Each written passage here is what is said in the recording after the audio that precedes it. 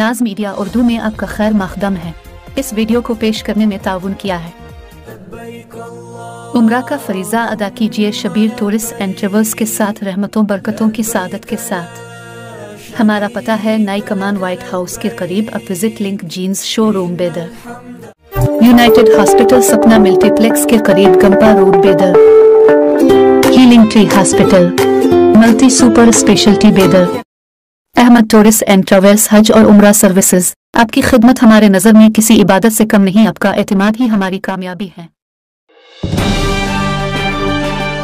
मिलादुन्नबी के मौके पर मोहम्मद अलीम अल-दीन फाउंडेशन और मूवमेंट ऑफ जस्टिस ने बेदर शहर के 100 बिस्तरों वाले अस्पताल में खून का अतिया कैंप मुनक्किद करते हुए तकरीबन 80 यूनिट खून का जखीरा किया। इस तरह अपने 12 साल मुकम्मल कर लिए। इस मौके पर Mohammad Asad Aldin trustee, Mohammad Aleem Aldin foundation, doctor Kiran Patil, doctor Suhail advocate, Narayan Ganesh, Mohammad Riyaz Aldin councillor, Nabi Qureshi advocate, Sarfaraz Hashmi व दीगर मौजूद थे।